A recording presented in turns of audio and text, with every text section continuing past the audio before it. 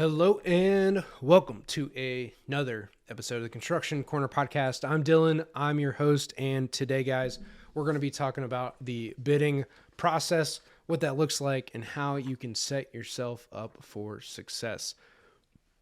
Now, I come to you with 15 years of experience, $1 billion in construction projects, and we've done over 140 projects already this year. So, tremendous year. Super exciting. And with that, the bidding process. It's so interesting to talk to a lot of you about your bidding process, how it goes down, if you're doing it in-house or if you're using outsourced folks to help you bid and estimate a project. And one of the things that I would say for all of you is you better be doing the bidding of projects like in-house with your own people, because frankly, using an outsourced estimator bidding team, I know they exist, I know they're out there. Like, if those guys get it wrong, you're basically losing out on so much money. It is things that you said you do the project for, let's just call it $1 million project. So you said you do it for $1 million when your actual cost or the estimator and takeoff guy missed something in the project to where now, it's like $1.5 million for the project to actually, do it and have some profit in it. And so now that $500,000 delta, who's going to eat it, right? Is the estimator going to eat it because they missed it, right? Their fees and costs to do that was probably not $500,000. And so who's going to make up the difference in this because your outsourced estimating team did not catch any of these things? Now, it doesn't make it any better if you guys did it internally, but I would think and hope that you have more quality controls and things like that over it. But at the end of the day, things are going to get missed one way or the other. But who ultimately is going to benefit or not from that? And then how are you going to learn your lessons and move forward, right? If you have an internal team, you can learn those lessons, incorporate those lessons, and do better next time. If it's an outsourced team, who knows who's working on the next estimate for your project, right? It could be the same guy. It could be somebody else.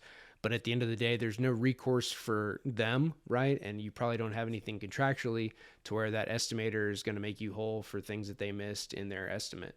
So it's a huge risk to take on that from outside estimating. Now, I know guys do it to help scale their team or they don't have time to estimate, but really that is the thing that is going to drive the whole rest of your business, right? If you're not doing your own estimating, if you're not putting yourself in those positions to learn from your estimates, make sure that everything is line item out for all of your estimates, then you're not going to really benefit or move forward in a productive way. So your company is made or broken based on estimating, right? Your proposals, what you put in them, what you include and exclude. This is the core and crux of your business, right? Now, how you execute it, how you do it, how you actually make money on it, right? That is a whole separate piece, but really putting all the parts, pieces, material, labor, gear, everything into that proposal and quote is something that determines effectively whether you're going to win or lose the project. And then it really determines if you're going to make money or not on the project. Now, a lot of things can go wrong, right? You can have unknowns that appear in the project that weren't captured that you might eat. You have guys that don't show up. You have poor quality of work that could happen. You have, a ton of other things to worry about. But on the front end for that project, when you bid it, that is deciding whether or not you make money from the start on your projects. And so if you are estimating or bidding or doing anything that you don't have control over and you don't have good people that know what they're doing on those estimates, that is the surest way that you're not going to have a successful firm. And the next thing that I want to cover in this, bidding process, basically in finances, is what are your terms on your contracts? So we've had Scott Pieper on the podcast before talk about cash flow and what that looks like in construction, how you structure your cash flows.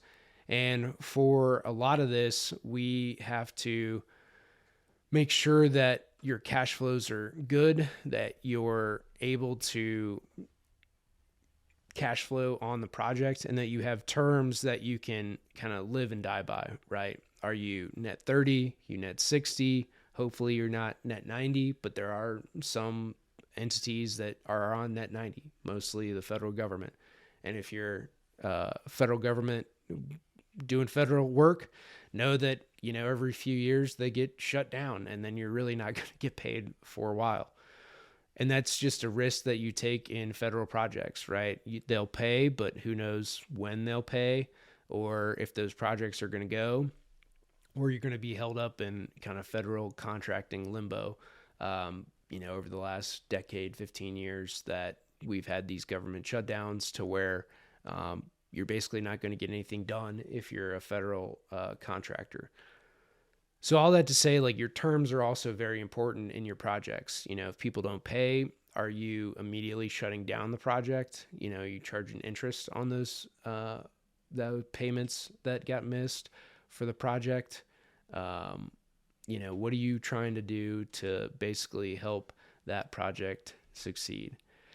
So at the end of the day, your bidding process, your ability to move through the project, and how successful you are is determined in part by obviously that up front, how you execute and succeed on the project, and then your financial health for the project and really your company is also determined by the terms that you set in it. Is due upon receipt, net 30, and are your clients paying, and what recourse do you have to get payment from your clients? Super important things to work through for each and every project that you have. And the more that you can outline this, the more that you can have this all dialed in from a good proposal and pricing standpoint, where you line item everything out, really show what you're including, why you're worth basically the price that you're charging, is also super important, right? Don't be so sparse in your proposal, but really bulk it up to, hey, these are all the things that we're doing to justify your fee on your projects. And that's going to help you be able to, again, have higher fees, make your clients, feel good about working with you. And then from there, have good terms and conditions within your contracts that you can kind of live and die by. So with that, guys, that's this episode of the Construction Corner podcast. Until next time.